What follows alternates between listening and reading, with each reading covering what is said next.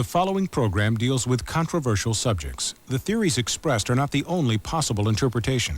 The viewer is invited to make a judgment based on all available information.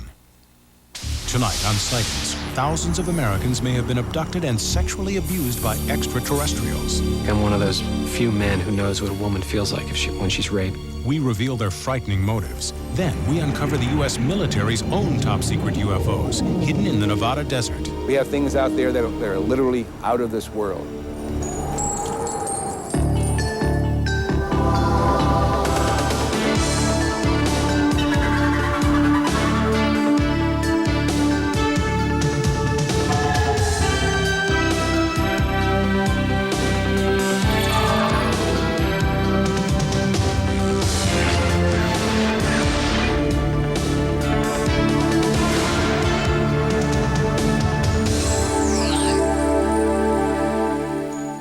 Hello, I'm Tim White. Welcome to Sightings. The abduction phenomenon has become a disturbing part of many UFO sightings. At first, only a few people claimed to have been forcibly taken away by extraterrestrials. But now, so many people have come forward with similar stories that alien abduction can no longer be written off as the fantasies of a very few. I looked up in my rearview mirror and lights were coming down out of the sky. I walked out to the edge of the water and I noticed this huge, shining thing. I was so terrified looking into these big black eyes and these little creatures. I was thinking I could just raise my fist and crush his head. And exactly at that moment, I became paralyzed. It's the kind of fear that I've only experienced one other time, and that's when I was robbed and I had a gun at my head, and that's the kind of fear it is. I thought that I was dying. I'm dying now. This is what it's like when you die. The visions often come during sleep.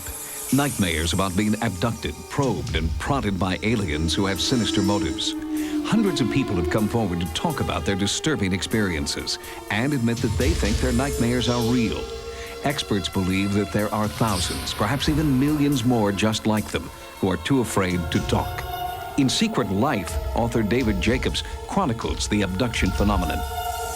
We have hundreds and thousands of people who are coming forward and saying that the abduction phenomenon has happened to them, that they've experienced it, and basically they say the same thing as everybody else has said, and until recently, there was no possibility that they could have picked up these stories in the media. Since she was a baby, commercial photographer Kim Carlsberg has been plagued by memories of abduction. At 4:30 in the morning, I saw this image of these four beings just move through this wall. They just, like it wasn't there. And they came over to me, two at my feet, two at my head, and they started to lift me up to the ceiling. Most abductions take place where a person is taken out of the normal environment, they're taken against their will, they have physical, mental, reproductive procedures performed on them, and then they're released. Bud Hopkins has been researching alien abduction reports for 26 years and is a firm believer.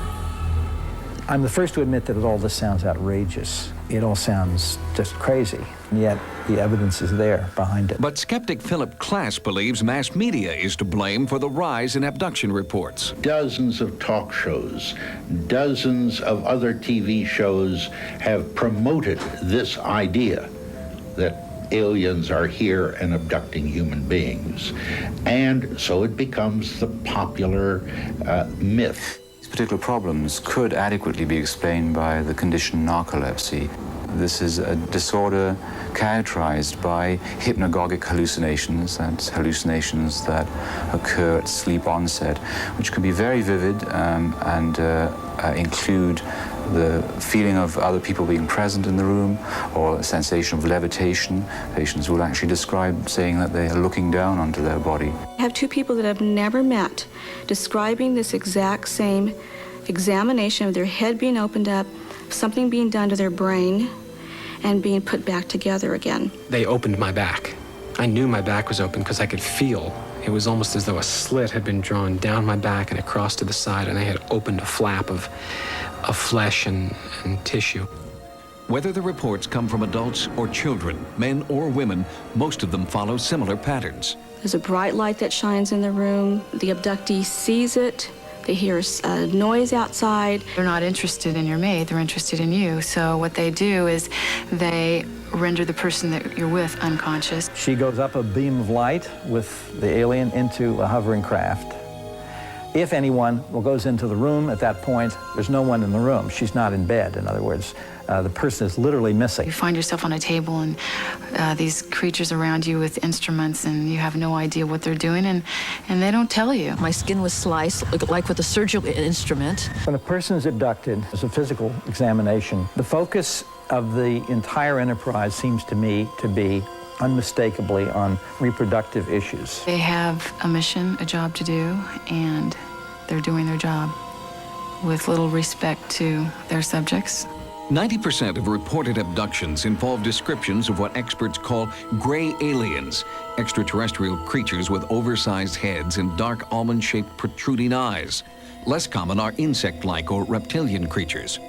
The reptilian type has bothered a lot of people. It seems to be quite hostile and intrusive, often has claw-like hands, and I know there's one case where claw marks were photographed on the back of a woman. There's one being in particular that I always recognize, and he's not a gray. He's taller, he's thinner, he's got a bigger head, he's got bigger eyes.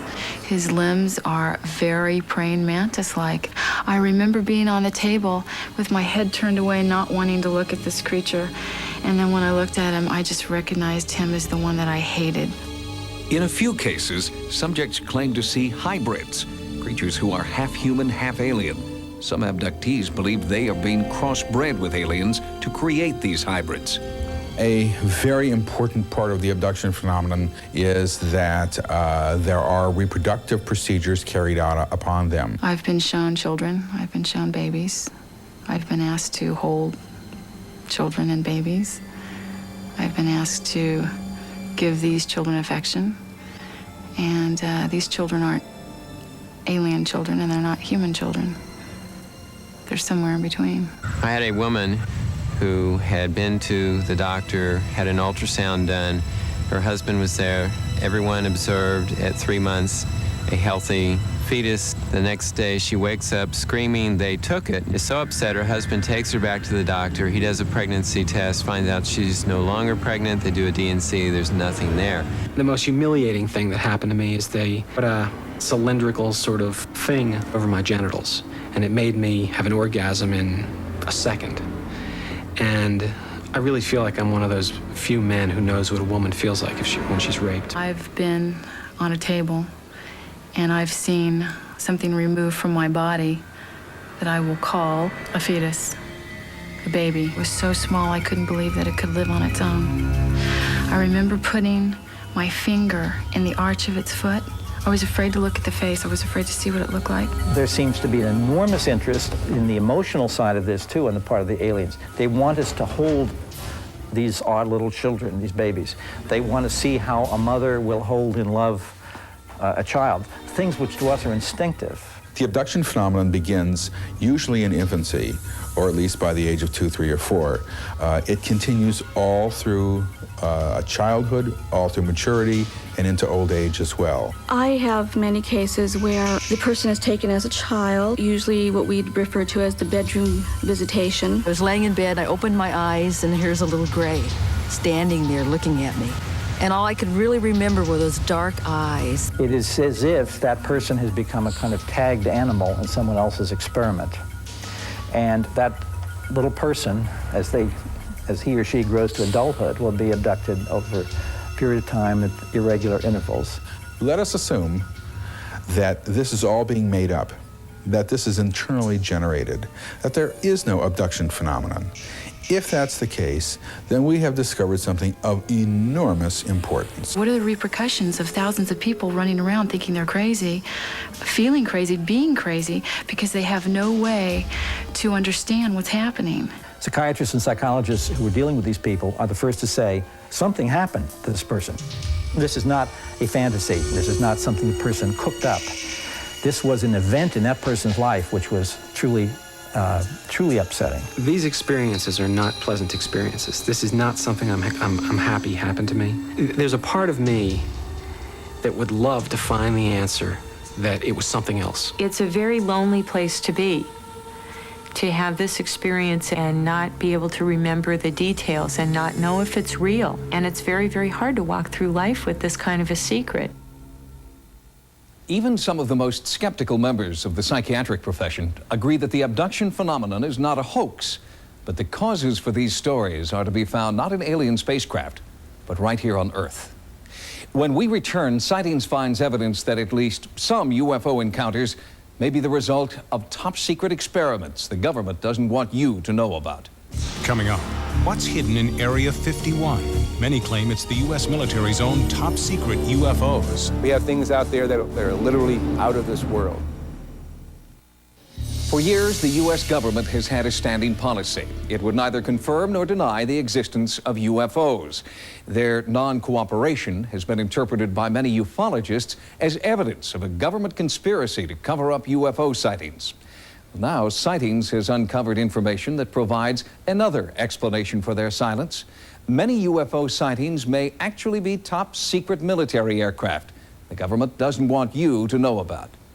When I first saw the UFO, it was directly overhead, moving incredibly slowly. The shape of it was half a triangle. And all of a sudden, over at the hill, this enormous pattern of lights emerges. I was just in awe of what I'd seen because I didn't know what it was and I'd never seen anything like it. Holy cow! There's no question that there have been sightings by military devices in space. And that gets us right to the UFO question. Are we dealing with a cosmic Watergate? Which I maintain that we are. What the hell was that? I don't know. It was neat. It was like leaving stuff behind it, wasn't it? For the past 25 years, the United States government, especially the Air Force, has been telling us these things don't exist. I feel that there's been so much controversy about cover-ups and UFO phenomena and everything that goes on. And I think that someone needs to point out that a lot of it is just hogwash. And anybody who says the United States government is not withholding information about flying saucers simply isn't telling the truth, or they're totally ignorant one way or the other. Our most recent investigation has concentrated on a series of sightings in the western United States. Sightings has learned that many UFOs spotted in California and Nevada may actually be highly classified military experiments called black projects. Sources familiar with these black projects, many of whom wish to remain anonymous, have told us that the military is now experimenting with aerospace technology beyond our wildest dreams.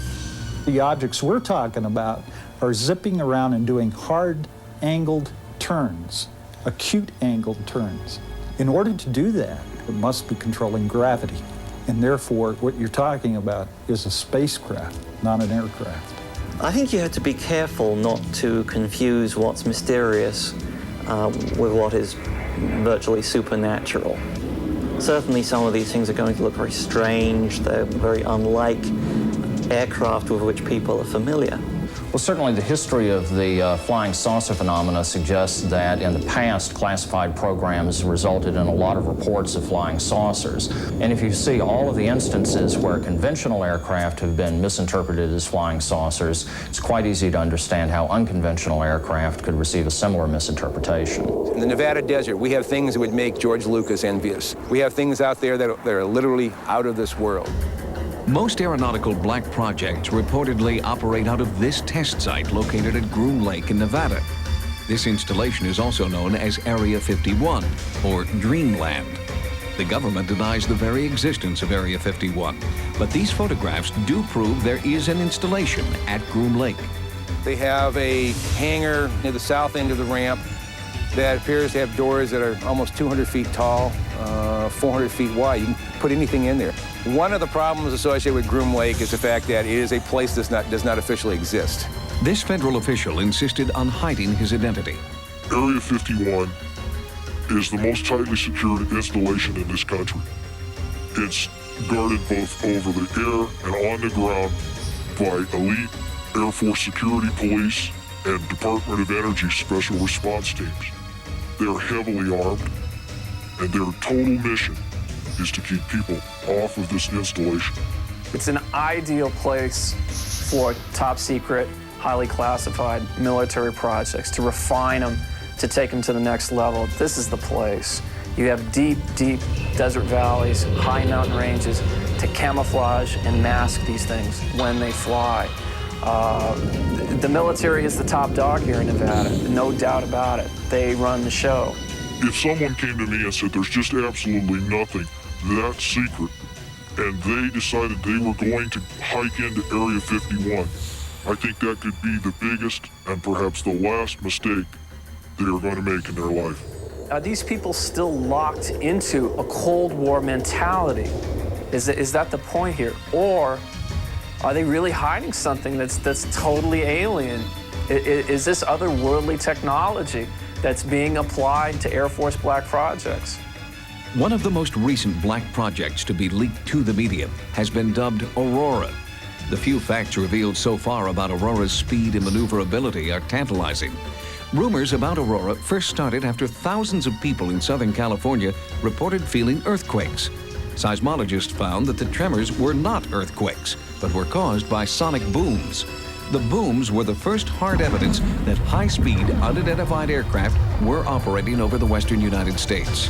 We really can't tell what's moving. The only thing we see is the sonic boom, and that's telling us that something is moving faster than the speed of sound. So actually, we can't even tell it's an airplane. The sonic booms were tracked and found to be heading toward Nevada. At the same time, witnesses described an increasing number of UFOs that defied the laws of aerodynamics. If they are top-secret military aircraft, where is this new technology coming from? The technology is incredible. A Mach 6 airplane, unmanned aerial vehicle performing these incredibly banked high-speed turns. It boggles the mind. Yeah, I think it could possibly be something otherworldly or at least borrowed alien technology. I don't put that beyond the realm.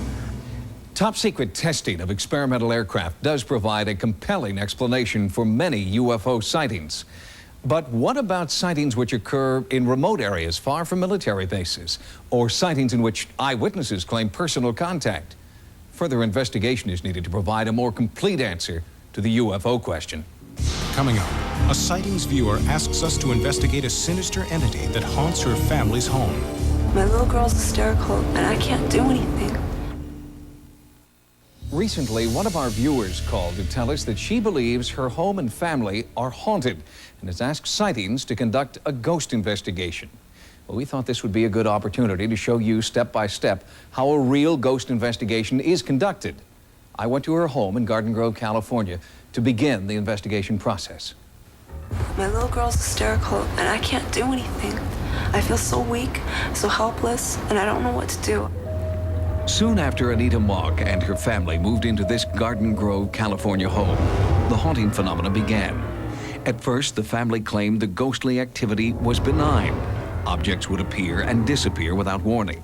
But in the past few weeks, the haunting has taken a frightening turn. When I saw that night, I dropped the dishes that I was holding, and I grabbed my little sister and I ran outside, and I just went hysterical. I turned around, looked at her, and I just got up and started running. We both jumped because we're ready for anything at that moment. We're just so scared. The family has seen a spectral figure dressed in white moving through the house. Doors slam for no reason, lights go on and off, and as Anita told me, something is now physically harming her children. 3-year-old sleeps right here.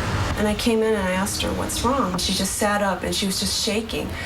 And she just started crying, and I just kept telling her, what's wrong? Did you have a bad dream? So no.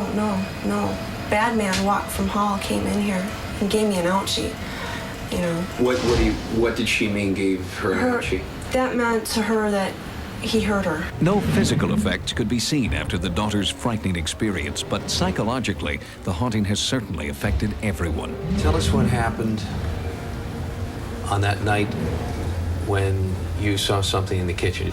It looked like something was staring at me, and I noticed. What did you see? I noticed something was wearing white, and it was peeking around the door, and it had like its hands on the door. She grabbed my daughter because she was afraid to look up at it. Right. She was afraid because it looked solid. She was afraid it was going to come out and get her. And I ran out. I went out in the backyard, and Anita was out there. And I started crying, and I couldn't stop crying. In desperation, the family asked a Catholic priest to bless the home in hopes that it would drive away the entity. but it's still here. And I don't know what to do. I mean, what do you do in a situation like this when a little girl is scared to death and you can't comfort her? I don't know what to do. We've asked Lloyd Auerbach, the director of the OPI, the Office of Paranormal Investigations, to conduct this ghost investigation for us. Lloyd Auerbach, welcome to Sightings. Thank you, Tim. It's good to be here. Typically, what would be your first step in an investigation? The first step in any investigation is always going to be witness interviews, and we'll try to do other things such as go through the house, which is very typical, with a map, a floor plan of the house, and try to pin down where things have gone on within the house, usually with a couple of the witnesses. And we also walk through with our tri-field meters, which measure magnetic fields, among other things, to try to determine if there's any sort of correlation. Do you have any hunches, Lloyd, about what might be causing a haunting phenomenon in this case, if there is one? My hunch is this is probably a poltergeist case where we might have some things being moved around by someone or the whole family using mind over matter ability, and there might be an overtone of an apparition. That has happened in a number of cases where literally some suggestion that there might be a ghost there has caused people to see it. Lloyd, what is it that interests you about this particular case? Probably the most interesting thing about this case is that it is a mixed bag, that we have physical object movement plus we have an apparition being sighted. With very rare exceptions, most of the apparition cases where people see a ghost or hear voices that seem to be fairly intelligent, that we call apparitions or ghosts, those cases don't also involve physical object movement. So this is kind of interesting from the point that it might be both. It could be an apparition moving things around, it could be a poltergeist, or it could be a lot of things that are misinterpreted by the family, and there could be nothing paranormal going on. Lloyd, thanks for joining us. Thank you, Tim. In the coming weeks, we'll bring you updates on Lloyd's progress as he conducts this ghost investigation. To report your paranormal experience, call the Sightings hotline at 1-900-740-SIGHT. Each call 75 cents a minute. Average call lasts 2 minutes, and you must be 18 years or older. Again, call 1-900-740-7483. Join us next time for new investigations into the unexplained. For Sightings, I'm Tim White. Good night.